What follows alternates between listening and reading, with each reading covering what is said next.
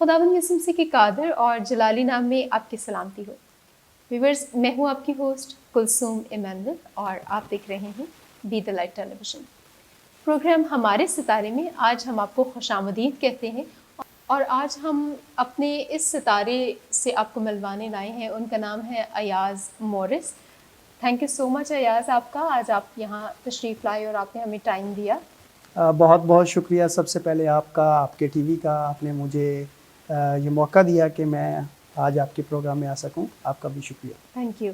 और नाजरीन को हम बताते चलें कि अयाज इनके पास एक्चुअली मल्टी जो टैलेंट्स हैं वो बहुत सारी चीज़ें हैं इनके पास। मल्टीटास्किंग पर्सनालिटी है, एंकर भी हैं और स्पीकर भी हैं और राइटर भी हैं। और आज हम इनसे इनकी ज़िंदगी के बारे में जानेंगे क्योंकि हमारा जो आज फोकस है वो इनकी शख्सियत के बारे में बात करना है। हम व्यूवर्स हम ख़ुद भी इनसे बातचीत करेंगे और आपको भी इनकी ज़ात की दिलचस्प बातों के बारे में भी बताएंगे, कुछ पहलुओं के बारे में भी हम जिक्र करेंगे और कुछ आपके लिए नए सबक और मोटिवेशनल चीज़ें भी होंगी जो आपकी ज़िंदगी के लिए ज़रूर फ़ायदेमंद होंगी। सो हमारे साथ जुड़े रहिए और हम इनसे बात करते हैं। अयाज, हमें आज बहुत अच्छा लगा कि आप हमारे साथ मौजूद हैं। मुझे ये बताइए कि सबसे पहले हम चाहेंगे कि हम आपकी पर्सनालिटी के बारे में जानें, आपकी स्ट्रगल्स।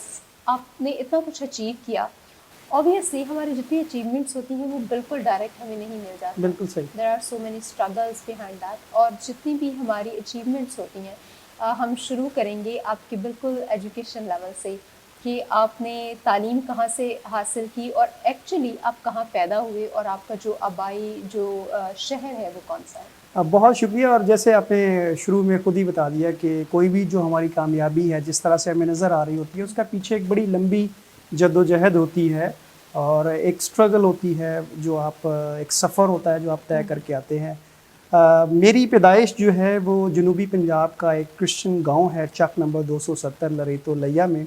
वहाँ एक ज़मींदार घराने में हुई और वहीं से इब्तदाई तालीम हासिल की। प्राइमरी जो एजुकेशन है वहाँ से हासिल की। और मैं बड़ी खुशी से ये बात बताता हूँ कि हमारे गांव का जो माहौल था वो उस वक्त भी आज भी वो बहुत शानदार था। जो आम टिपिकल गांव होते हैं उस तरह से नहीं, बल्कि एक मॉडल विलेज था।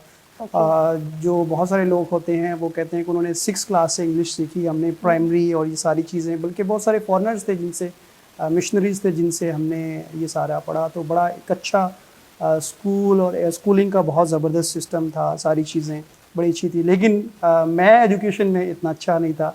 मेरा रुझान जो है वो खेती बाड़ी के कामों में, दीगर कामों में था, ज़्यादा था। सही, इस वजह से आपका जितना भी इलाका था वो खुशकिस्मती से बहुत डेवलप था। बिल्कुल बिल्कुल। आप उसमें थोड़ी सी चीज़ों को उस तरह से बेनिफिट नहीं ले सके। हाँ बिल्कुल। और मेरा जो है वो पहला धचका जो मुझे लगा वो पंजाब में जो प्राइमरी आई थिंक 5 क्लास उसके बोर्ड के एग्ज़ाम होते हैं, तो उसमें जो है स्कूल में तो आप किसी तरीके से पास हो जाते हैं। सम टाइम टीचर आपको फेवर भी दे देते हैं और आप गांव से होते हैं, आपकी फैमिली को भी जानते हैं, तो वो सारी चीज़ें कर करा के तो मैं 5 तक पहुंच गया। तो जब पहली दफ़ा बोर्ड में गया तो आई वाज लिटरली फेल। दूसरी दफ़ा हुआ, तीसरी दफ़ा जो है वो फिर थर्ड अटैम्प्ट में मैंने 5 क्लास पास की। 6 जो है वो वहाँ से फिर मैंने दूसरे स्कूल में की और इस तरह से करते करते हमारी फैमिली जो है कराची आई। 2002 में फिर मेरे वालिद साहब यहाँ आए थे कराची, तो उन्होंने यहाँ जगह ली, तो हमारी फैमिली जो है वो यहाँ पर शिफ्ट हुई। यहाँ से फिर मैंने अपनी मैट्रिक की, उसमें से 2 क्लासें मैंने मिस की और थोड़ा सा यहाँ मुझे इन्वायरमेंट की वजह से बहुत मुश्किल हुई, क्योंकि एक गांव का बड़ा नेचुरल और डिफरेंट माहौल होता है। यहाँ आकर आपके दोस्त, आपकी गैदरिंग और बड़ा लिमिटेड होता है कि आप नए होते हैं, स्कूल में भी आप किसी के पास जाते हैं। लेकिन उसमें मुझे टाइम लगा थोड़ा सा। एंड अगेन स्टडी मेरे लिए बहुत मुश्किल थी। 9 क्लास में मैं फ़ेल हुआ, फिर मैट्रिक जब पास की और मुझे ख़ुद भी यकीन नहीं था कि मैंने ये कर लिया है। लेकिन वो पास हुई तो वहाँ से फिर पहला कॉन्फिडेंस मिला कि मैं कुछ कर सका। तो ये जो है वो सिलसिला रहा और इससे आगे फिर सही मैंने इस सिलसिले को कंटिन्यू रखा। थोड़ा सा 1 सेकंड का गैप दे दें मुझे ताकि मैं श्योर। ठीक है, तो हम इसको एडिट करेंगे। ठीक है। बहुत शुक्रिया। और ये एक बहुत अच्छी आपने बात की। आपने कहा कि प्राइमरी में क्योंकि बोर्ड के एग्ज़ाम्स होते हैं, तो ये हम कैसे भूल सकते हैं, क्योंकि हम लोगों ने भी प्राइमरी में बोर्ड के एग्ज़ाम्स दिए। तो वो जब सारे स्कूल्स एक दूसरे स्कूल जाके जमा होते हैं और आप नए, तो आप वैसे ही काफ़ी सारे मतलब कॉन्फिडेंस लेवल वैसे ही कम हो जाता है। फिर कंपटीशन का लेवल बड़ा होता है। तो इसलिए उसमें हम समझते हैं कि उसमें आपका ज़्यादा कसूर नहीं रहा होगा। इसलिए आपको कुछ हम ये कह सकते हैं कि उसमें आपका कसूर नहीं है। वो यकीनन एनवायरनमेंट को भी और इन सारी चीज़ों को बीत जाती हैं चीज़ें। फिर आपने जब एक बड़ी बात आपने कही कि जब आप यहाँ पे आपने शहर चेंज किया, और ये हमारे आज के भी बच्चों के चैलेंजेस हैं कि जब वो आजकल तेज़ी से चीज़ें चेंज हो रही हैं, स्कूल्स भी चेंज हो रहे हैं और एनवायरनमेंट तेज़ी से चेंज हो रहा है, तो ये भी एक बात दुरुस्त है। अय्याज साहब, ये बताइए कि फिर मैट्रिक के बाद आपने जब अपनी क्वालिफिकेशन को आगे बढ़ाया, तो क्या ये सिलसिला वैसे ही रहा या तालीम स्टिल आपको मुश्किल लगती है? हाँ, बिल्कुल मुश्किल लगती है और आज तक भी मुश्किल लगती है। लोग यकीन नहीं करते जब मैं उनको ये चीज़ कहता हूँ। उसके बाद वो अक्सर आपने एक जुमला हुआ कहते थे, मैट्रिक के बाद पढ़ाई बड़ी सीधी सी है। तो मैं उस बंदे को ढूंढ रहा हूँ आज तक जो कहता था कि मैट्रिक के बाद पढ़ाई बड़ी सीधी है। तो क्योंकि वालिद साहब उस वक्त सख्ती वो करते थे कि नहीं, आपने मैट्रिक जो है वो कर ली, this is the golden opportunity, golden time. आपने क्रिकेट नहीं देखनी है, आपने टीवी नहीं देखना, आपने कोशिश सिर्फ पढ़ाई पे रखनी है। तो मुझे याद है कि कुछ मेरे एग्ज़ाम ऐसे थे जो 4-4 दिन हमने रूम में बंद रह के सिर्फ तैयारी पर फोकस किया। तो वो जब मैंने पास किया, तो अगेन वो जो मैं अक्सर ये कहता हूँ, पढ़ाई और चढ़ाई ये बड़े मुश्किल काम है, ये आसान कभी भी नहीं होता। तो उसके बाद मेरे वालिदैन की, ख़ासतौर पर मेरे अब्बू की ख्वाहिश थी कि मैं डॉक्टर बनूं, जो कि मुझे नहीं लगता आज तक भी कि मैं, क्योंकि मुझे ब्लड से और उससे वैसे बहुत डर लगता है, इंजेक्शन नहीं लगता। लेकिन हाँ, प्री मेडिकल ले लिया मैंने, तो उसमें अगेन शौक नहीं था, इंटरेस्ट नहीं था। कोशिश थी लेकिन जदोजहद वही रही और फिज़िक्स ने मुझे बहुत तंग किया। और मैंने तकरीबन लास्ट अटैम्प्ट पे एफएससी की, तकरीबन कोई 3.5 साल में, जो लोग 2 साल में करते हैं। उसके बाद फिर मुझे किसी ने मशवरा दिया कि आप बीएससी करें। अच्छा, जो परसेंटेज बनती है एफएससी में, प्री मेडिकल में, एमबीबीएस के लिए, वो नहीं बनी। तो उसकी वजह से बीएससी में का एडमिशन लिया। उसमें मैंने 5 साल वेस्ट किए। Again it was very tough for me. Interest था इन प्रैक्टिकल में भी, किसी में ऑर्गेनिक केमिस्ट्री में, बायोलॉजी में, जोलॉजी में, बॉटनी में। तो it was very difficult for me. काफ़ी मेरा टाइम ज़ाया हुआ, वक्त हुआ, डिप्रेशन हुई अंदर। उस वक्त ऐसे लगता रहा शायद ज़िंदगी ख़त्म हो जाएगी। लेकिन समहाउ फिर क्योंकि जॉब शुरू की और साथ साथ किसी मेरे एक दोस्त ने मुझे कहा कि यार, तुम मेडिकल के स्टूडेंट नहीं हो, तुम साइंस के स्टूडेंट नहीं हो, तुम आर्ट्स के, सोशल साइंस के स्टूडेंट हो।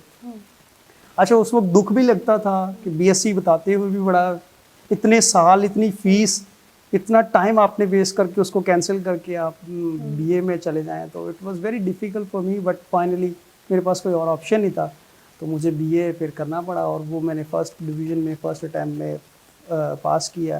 Then I pursued my MPhil, MA in political science, वो भी, उसमें भी फेल हो के किया। एमबीए की तरफ बाद में आया, उसको भी काफ़ी किया लेकिन कंप्लीट नहीं किया। Then I appear for CSS exam 2018 में, तो उसमें भी अगेन मुझे पता था 110%, पहले दूसरे पेपर में ही पता चल गया था कि मैं नहीं कर पाऊँगा, बट मैंने 12 पेपर जो है वो पूरे दिए। ये सारी जो है जो जर्नी रही, इसमें लोग अक्सर सवाल करते हैं या अक्सर व्यूज़ भी देखते हैं, पूछते होंगे कि ये इतनी नाकामी के बावजूद भी क्या चीज़ थी जो मुझे स्ट्रेंथ देती थी अगर। तो मैं हमेशा जो ना, एक चीज़ I was very clear about myself कि ये जो रिजल्ट्स है ना, they are not my abilities, the showcase of my abilities. मेरे अंदर टैलेंट है लेकिन मैं किसी तरीके से उसको जस्टिफाई नहीं कर पा रहा था। तो वो ये सारी एजुकेशनल जर्नी रही है। और जब मैं अब लोगों को बताता हूँ लिखने के बारे में, जब मेरी तहरीरें पढ़ते हैं लोग, मुझे सुनते हैं, बात करते, ट्रेनिंग्स करवाता हूँ, तो स्कूल्स में टीचर्स को बताता हूँ कि मेरी ये जर्नी रही है। तो ये सारा, बट उसमें जो अगर इस सारी कंक्लूजन को मैं निकालूँ, तो वो एक चीज़ थी, दैट वाज डिज़ायर, हंगर, जुस्तजू और कुछ करने की तड़प, जिसने हमेशा मुझे जो है वो नाकाम ये के बाद भी हौसला दिया। और आज भी शायद वही चीज़ है जो आगे बढ़ने की जुस्तजू देती है। ज़बरदस्त। और अय्याज, जब आपकी ये सारी स्टोरी हम सुन रहे थे और behind the camera when we were discussing about that, और आप कह रहे थे कि शायद ये नेगेटिव मैसेज जाएगा कि अगर हम अपनी एजुकेशन के बारे में बात करें, बट देखिए कि आपने बताया, आपने नाकामी ज़रूर हासिल की, मगर उसके बाद एक कामयाबी पे आप खड़े हैं और ये एक मोटिवेशनल मैसेज है कि हम चाहे गिर गिर कर संभल जाएं, तो ये हमारे लिए बात बिल्कुल। बहुत बड़ी है। और बहुत ही खूबसूरत बात है कि अ, गिरे रहना बुरी बात है, गिरना बुरी बात नहीं है, सब लोग गिरते हैं। आपकी स्टोरी से हमें बड़ा एक अच्छा महसूस हुआ, क्योंकि बहुत सारे ऐसे बच्चे होते हैं जो बार बार फेल होते हैं, जिनका पढ़ाई में इंटरेस्ट सही। नहीं होता, मगर कामयाबी उनके ज़रूर कदम चूमती है और उनके लिए ये एक अच्छा मैसेज है। अच्छा, ये बताइए कि जब आपने तालीम हासिल कर ली, सारी चीज़ें कर ली, उसके बाद जब आप अपनी प्रोफ़ेशनल लाइफ़ में आए, तो आपने किस चीज़ को as a profession, as a career आपने चूज़ किया? हाँ, ये जैसे मैं पढ़ाई के बारे में कन्फ्यूज़ रहा, वैसे ही मैं अपने प्रोफ़ेशन के बारे में भी कन्फ्यूज़ रहा। क्योंकि आपकी जब एजुकेशनल आपकी करियर काउंसलिंग नहीं होती और आप डिफ़रेंट तरह से जाते हैं। अब आप देखिए, मैंने शुरू एज़ अ मेडिकल स्टूडेंट किया और मेडिकल के शोबे से मेरा कोई ज़ाती तौर पे कोई दिलचस्पी नहीं थी। दुरुस्त। तो उसकी वजह से मेरे लिए जो ऑप्शंस थे वो तो पहले ही बंद थे, क्लोज़ थे, और ना मैंने कोई ऐसी ट्रेनिंग्स की थी इस वजह से। फिर उसके बाद मेरा जो एजुकेशनल जर्नी रही वो सोशल साइंस की तरफ, उसके बाद मैं कॉमर्स की तरफ, बिजनेस की तरफ आया। तो ये बड़ा एजुकेशनल में जब आपका सही पाथ नहीं लेते तो आपकी प्रोफेशनल लाइफ में भी बहुत सारे इश्यूज आते हैं। मेरे साथ भी हुआ, बट एक दो तीन चीज़ें ऐसी थी जो बड़ी क्लियर थी मेरे लिए कि मैंने हमेशा वो काम करना है जिससे मेरा जो टैलेंट है वो जस्टिफाई हो, नो मैटर क्या हो, क्या चीज़ है वो। या तो मैंने लिखने को, ट्रेनिंग को, टीचिंग से मैंने आगाज़ किया अपना करियर का, और एक प्राइवेट कोचिंग से, छोटे से स्कूल से, और करते करते मुख्तलिफ अदारों के साथ, एक इदारे के साथ मैं वाबस्ता रहा 10 साल, जिसमें हम टीचर्स ट्रेनिंग के लिए काम करते रहे, टीचर्स की एजुकेशन। तो मेरा पहला जो एज अ प्रोफेशन जो मैं किसको कह सकता हूँ वो एज अ एजुकेशनिस्ट है। और उसके साथ साथ मैंने, क्योंकि मुझे जर्नलिज्म का शौक़ था लेकिन उसके लिए इजाज़त नहीं थी, तो लिखने का जो शौक़ था उसको मैंने फिर आहिस्ता आहिस्ता परस्यू किया। और इस सॉरी वक्त फॉर जी जी। डिस्टर्बेंस, मैंने इंटरप्ट किया आपको, लेकिन आप मुझे ये बताइए किसकी तरफ से इजाज़त नहीं थी, इसकी तरफ बताइए, और हाँ, क्यों इजाज़त? इजाज़त देखिए, मैं अक्सर ये आज भी बताऊँ, हमारे वालिदैन जो होते हैं ना वो कभी भी हमारे लिए बुरा नहीं सोचते, क्योंकि ठीक है। वो शायद उस वक्त हमें भी ये लगता था कि हमारे माँ बाप बहुत हमारे लिए सख्ती करते हैं, लेकिन जब आप खुद पेरेंट्स बनते हैं तो आपको एहसास होता है, या जब आपको शऊर आता है ज़िंदगी और वक्त के साथ, हालात के साथ समझ में आता है। कोई भी वालिदैन हैं जो बच्चे यंगस्टर्स देख रहे हैं, उनको लगता है कि उनके वालिदैन उनको ये चीज़ करने नहीं देते, तो वालिदैन वो असल में प्रॉब्लम ये होता है कि वो हमेशा ये चाहते हैं कि हमारे बच्चे कामयाब हों, नो मैटर कैसे, उनको नहीं पता। उनकी उनकी सोच, उनका ख्याल ये होता है कि हमारा बच्चा हमसे ज़्यादा बेहतर कामयाब हो, माशरे में ज़्यादा एक अच्छा। अच्छा रोज़गार कमाए, एक अच्छा जो है वो उसका लाइफस्टाइल हो, ताकि वो अपने अपने आप को भी जस्टिफाई कर सकें और माशरे में कह सकें कि उन्होंने अपना जो किरदार है वो अदा किया है। हर वालिदैन की ख्वाहिश होती है कि उसका बच्चा कामयाब हो, लेकिन उनको नहीं पता होता, तो वो जब रिजल्ट्स नहीं मिल रहे होते ना, तो उनको लग रहा होता है कि उनका बच्चा नाकाम हो रहा है और वो भी नाकाम हो रहे हैं। सही। तो यहाँ जो ना, वो मैंने आपको बताया कि मेरे रिजल्ट्स जस्टिफाई नहीं कर रहे थे, तो इसलिए इट वाज वेरी डिफिकल्ट, वो प्रोडक्टिविटी नहीं आ रही थी जो वो मेरे काम के अंदर थी, या जो टैलेंट था। तो ये चीज़ें पेरेंट्स की तरफ से जो खदशात हैं वो होते हैं हमेशा। तो बिल्कुल। वंस दे रियलाइज कि यार ये फाइनेंशियली चीज़ें अर्न कर रहा है, अपना जॉब कर रहा है, काम चीज़ें सेटल कर रहे हैं, देन फिर वो जो प्रेशर था ना कि ये नहीं करना, I appear in CSS, I ask nobody, मेरे पेरेंट्स को पता भी नहीं था। मैंने MBE के लिए गया, खुद गया, उसके बाद अब भी जो फर्दर सर्टिफिकेशंस मैंने बहुत ज़्यादा की हैं, बहुत एक्सपेंसिव। तो ये जब आप अर्निंग शुरू करते हैं फिर आप पे प्रेशर कम हो जाते हैं, देन फिर आप जो एक्सप्लोर करना चाहते हैं। फिर मैंने 10 साल जब काम किया, उसके बाद मुझे पोटेंशियल लगा, और ये मुझे ये एहसास हुआ कि मेरा जो पैशन है, या जो मैं जिस काम को करके एंजॉय करता हूँ, या जो मेरा काम मेरी शनाख्त बनेगा, that is training, public speaking and writing, और इसके अलावा मीडिया का काम। तो फिर उसकी अरसे के बाद मैंने 2016 में, क्योंकि पेरेंट्स का प्रेशर नहीं था, सारी चीज़ें थोड़ी स्टेबल हो गई थी, देन मैंने जॉब छोड़ी और उसके बाद मैंने अपना काम शुरू किया। अच्छा, तो ये बताइए अयाज साहब कि आपने बहुत सारे आप जैसे राइटर भी हैं, आपने आपने मास्टर टीवी का बताया कि आपका अपना चैनल है, और ये बहुत एक अच्छी बात है और कामयाब भी है। और मुझे ये बताइए कि आपने किन किन मीडियम से लिखा, या किन किन मीडियम से आपने डिलीवर किया? बिल्कुल, मेरी खुशकिस्मती ये रही कि मुझे अपॉर्चुनिटीज़ बहुत अच्छी जगह पर मिली। मैंने प्रिंट में भी काम किया है, मैंने इलेक्ट्रॉनिक में भी काम किया और डिजिटल पे भी काम किया है। राइट नाउ मैं जो हूँ वो डिजिटल मीडिया स्ट्रेटेजिस्ट हूँ, कॉर्पोरेट कम्युनिकेशन कंसल्टेंट हूँ। मैं लोगों की हेल्प करता हूँ, ऑर्गेनाइजेशन की हेल्प करता हूँ कि वो उन्हें डिजिटल मीडिया का जो प्लेटफॉर्म्स हैं उनको कैसे प्रोडक्टिवली और इफ़ेक्टिवली यूज़ करना है।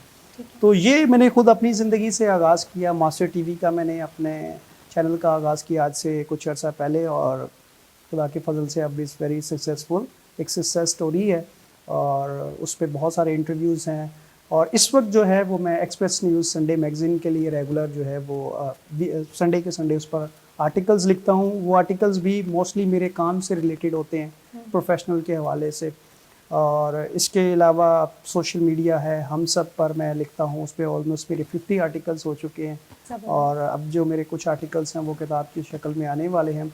और सबसे बढ़कर जो मुख्तलिफ चैनल्स पर मैं एज अ गेस्ट अपीयर होता हूँ, रेडियो पाकिस्तान है, PTV है, बहुत सारे और चैनल्स हैं जिन पर एज अ गेस्ट मैं जाता हूँ और अपनी जो एक्सपर्टीज़ है उसको करता हूँ। और ये सारी इसमें चीज़ें बड़ी खुशी की बात है कि आप मुख्तलिफ चैनल्स में जाते हैं और एक हमारी जो मसीही कम्युनिटी है उसको रिप्रेजेंट भी करते हैं। ये हमारे लिए एक खुशी की बात है, क्योंकि हमारे जितने भी लोग हैं जब वो अपने लोगों को देखते हैं किसी ऐसे प्लेटफॉर्म पे या बड़ी जगह पर, तो वो दिल से खुशी महसूस करते हैं।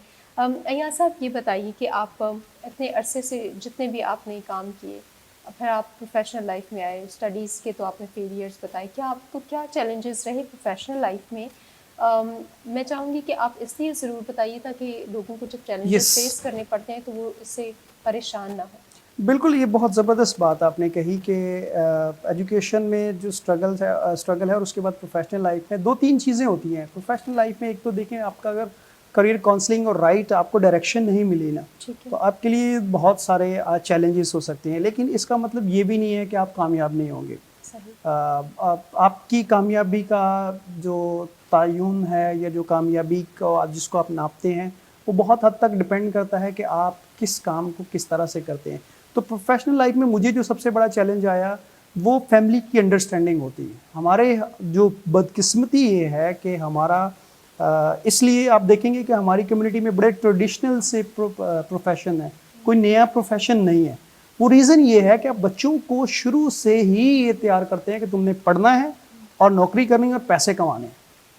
अच्छा, उसका प्रॉब्लम क्या होता है कि अगर बच्चा जो है वो फाइनेंशियली स्टेबल नहीं हो पाता तो लोग उसे कामयाब नहीं समझते, या हमारी फैमिली जो है वो समझती है कि अच्छा ये बच्चा जो है वो कामयाब नहीं हुआ और उसके बारे में। तो मेरे साथ भी यही इशू रहा, क्योंकि जब मैं लर्निंग एंड डेवलपमेंट और ट्रेनिंग के इस पे प्रोफेशन में आया, मीडिया के आया, तो इसमें आपको इतनी जल्दी जो है वो अर्निंग नहीं मिलती। आपको एक नाम बनाना पड़ता है, आपको स्ट्रगल करनी पड़ती है, आपको बहुत सारी चीज़ें खुद लगानी पड़ती हैं। मुझे याद है मैंने उस वक्त अपनी 1 महीने की तनख्वाह से 3 महीने के ज़्यादा महंगे महंगे कोर्स किए थे और लोग कहते थे पागल हो, लोग सेविंग कर रहे हैं और तुम अपने आप पे इन्वेस्ट कर रहे हैं। लेकिन एक चीज़ जो मैं कहूँगा, वो सबसे बड़ा जो चैलेंज आया वो ग्रूमिंग का मसला है हमारे घरों में।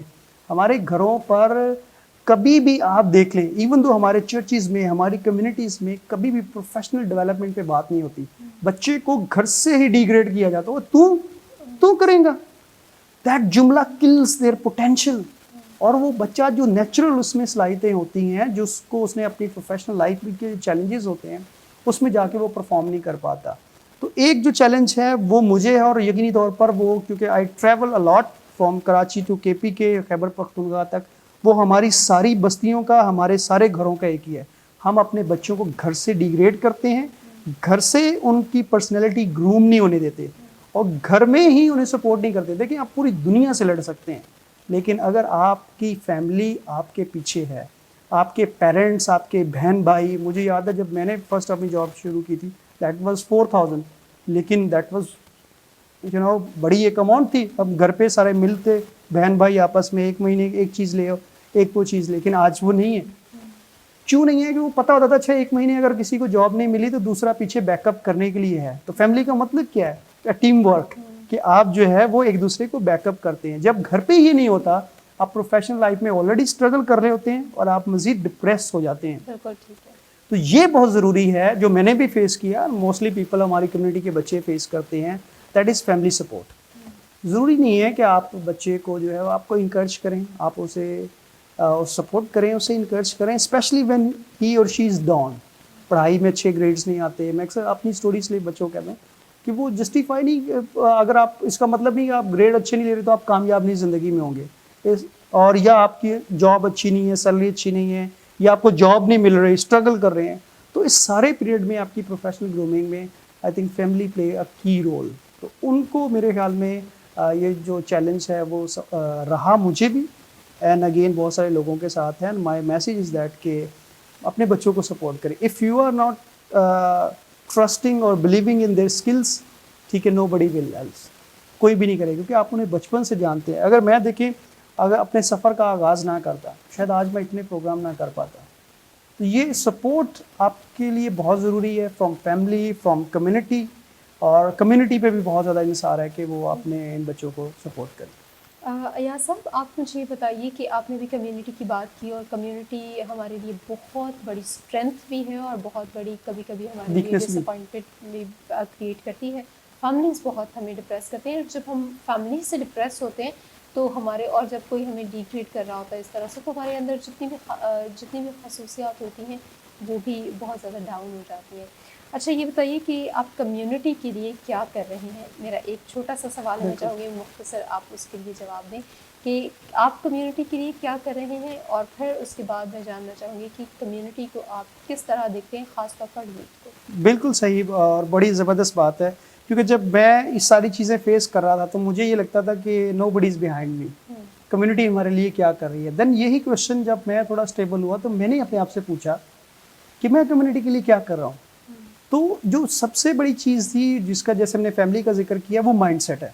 हमारे बच्चों का, हमारे कम्युनिटी के लोगों का, उनको माइंडसेट बदलने की ज़रूरत है। और आप मेरा जितना काम देखेंगे वो हमेशा जो है उस माइंडसेट पर है कि आप उस हॉल से बाहर निकलें, सही। आप अपनी चैलेंजेस से, अपनी मुश्किलात का रोने से बाहर निकलें, और अपनी ज़ात के अंदर जो सलाहियतें, पोटेंशियल छुपा हुआ, उसको कैसे लेकर आना है।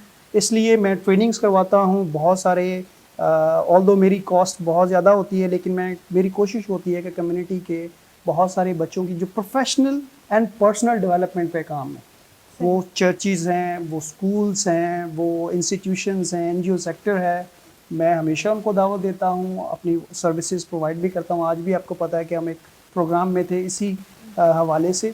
तो जो प्रोफेशनल डेवलपमेंट के हवाले से है, I am very open about that कि कहीं पे भी है आप मेरी सर्विसेज हासिल करना चाहते हैं, मैं उसके लिए तैयार हूँ, ताकि हम कम्युनिटी के बच्चों को अपलिफ्ट करें, उनको ग्रूम करें।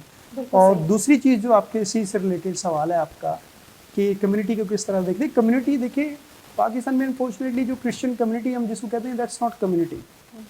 कम्युनिटी का मतलब क्या होता है, हम उसकी मिसाल बाइबल से लेते हैं, पहली इब्तदाई कलीसिया में, कि देवर वो क्या करते थे, एक दूसरे के साथ उनकी दुख सुख में शरीक होते थे, एक दूसरे को अपलिफ्ट करते थे।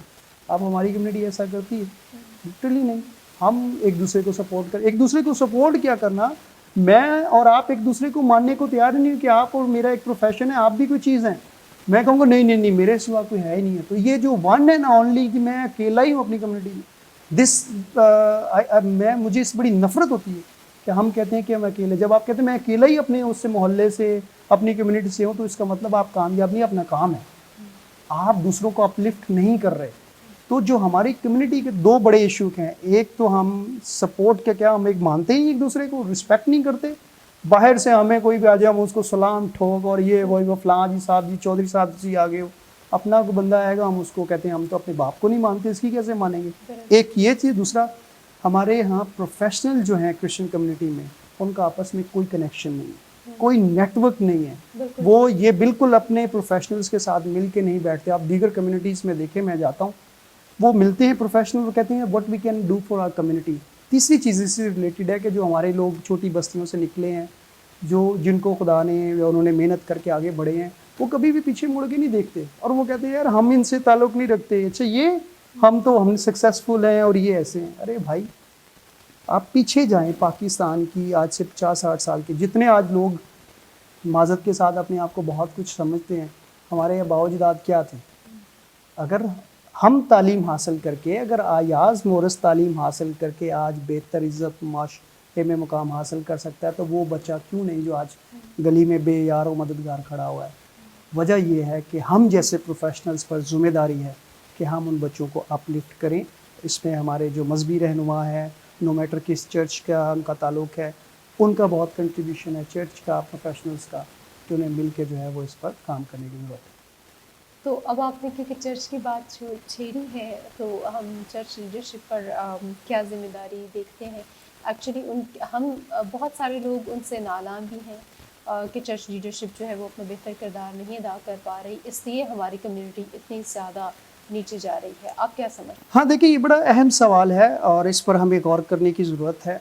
और मैं एक चीज़ तो हमेशा देखिए कहता हूँ कि हर इंसान का जो ना वो उसकी ज़िंदगी का ज़िम्मा उसको खुद लेना है। उसकी रिस्पॉन्सिबिलिटी, उसकी कामयाबी और उसकी नाकामी का वो जो खुद ज़िम्मेदार होता है इंसान की अपनी सोच, अपने फ़ैसले, अपना किरदार, उसकी कामयाबी और नाकामी दोनों में उसका किरदार होता है। फिर उसके बाद अदर फैक्टर्स होते हैं।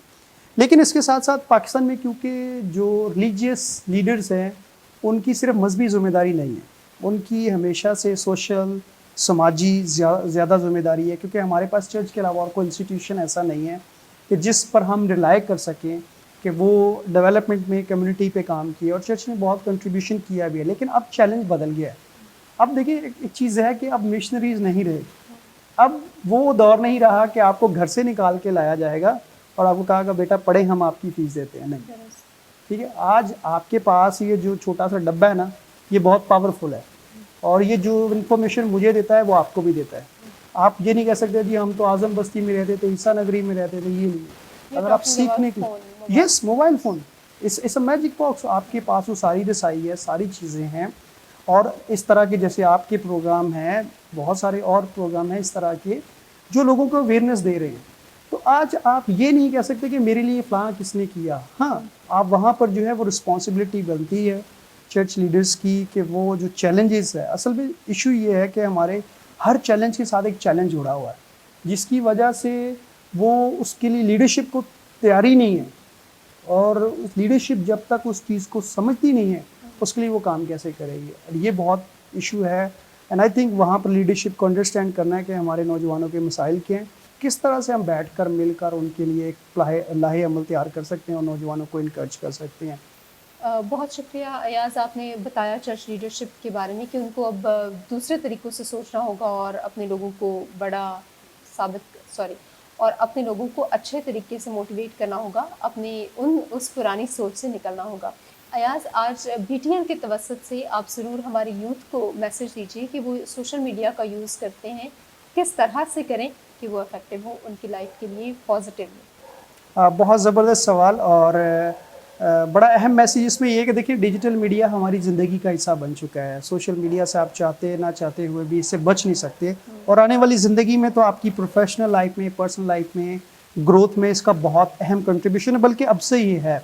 इसलिए हमारे बच्चों में टैलेंट्स बहुत ज़्यादा हैं, सिंगिंग का, डांसिंग है, हेयर स्टाइलिस्ट हैं, कुकिंग का, और बहुत सारे जो जितने भी आर्ट वर्क हैं उसमें वो बहुत एक्सपर्ट होते हैं। Naturally they are gifted. तो उसका असल चीज़ है उन्हें प्लेटफॉर्म नहीं मिलता। जब प्लेटफॉर्म नहीं मिलता तो उस वजह से फिर वो अपनी सलाहियतों का इजहार करते हैं, टैलेंट होने के बावजूद भी वो कहीं से उसकी जो ग्रोथ है प्रोफेशनली वो नहीं हो पाती। तो एक तो ये कि जो भी काम करना है प्रोफेशनली करें। आप सिंगिंग कर रहे हैं प्रोफेशनली करें, कुकिंग कर रहे हैं प्रोफेशनली सीखें, उसको करें। और इस डिजिटल मीडिया पे को जितना आप यूज़ कर रहे हैं टिकटॉक बनाने में, ये उसका काम, आई डोंट माइंड, बनाएं, लेकिन वो आपको प्रोफेशनली आगे नहीं लेके जाएगी। Why don't you create your YouTube channel. आप मीडिया की चीज़ों से सीखें, ग्राफिक डिज़ाइनिंग सीखें, आप कंटेंट राइटिंग सीखें। ये सारी कुछ चीज़ें हैं जो आपके करियर में आगे जाके आपको डेवलप करेंगी। तो इसलिए डिजिटल मीडिया में बहुत पोटेंशियल है, इसका इस्तेमाल करें और पॉजिटिव यूज़ करें। अपने करियर के साथ, अपनी लाइफ के साथ इसको जोड़ेंगे आप, यकीन माने कि आपकी ज़िंदगी में कितनी बड़ी ये वैल्यू ऐड कर सकता है। आज मैं और आप अगर इस तरह यहाँ बैठे हैं तो उसकी वजह ये डिजिटल मीडिया है जिसने हमें कनेक्ट किया है। तो आई थिंक ये बहुत ज़रूरी है और हमारी कम्युनिटी में इसको पॉजिटिव यूज़ करना है, अपनी कम्युनिटी की अपलिफ्टिंग के लिए, अपनी कम्युनिटी के चेहरे को, अपनी कम्युनिटी की इमेज को पाकिस्तान में बेहतर बनाने के लिए। आई थिंक अगर नौजवान डिजिटल मीडिया का प्रॉपर यूज़ करते हैं, क्योंकि वो बहुत शार्प हैं, उनमें बहुत सलाहियतें हैं, बहुत पोटेंशियल है, बहुत एनर्जी है, सिर्फ उनको चैनलाइज करने की ज़रूरत है, right medium at the right time इस्तेमाल करने। That's great. बहुत शुक्रिया अयाज़ आपका। हमें आज आपसे गुफ्तगू करके बहुत अच्छा लगा। आपकी सारी बातें बहुत अच्छी थी, मोटिवेशनल थी और हमारी यूथ को भी अच्छी लगी और हमारी कम्युनिटी के लिए भी यकीनन बड़ी पॉजिटिव रही होंगी, फ़ायदेमंद रही होंगी। आपका बहुत शुक्रिया।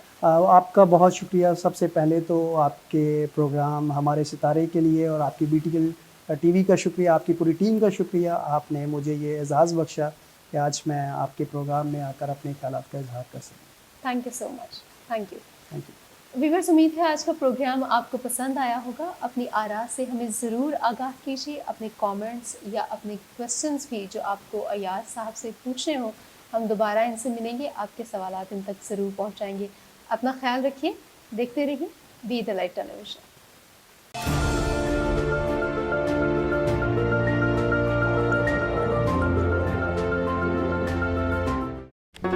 Do not forget to like the video, subscribe BTL TV, and press the bell icon to receive notifications.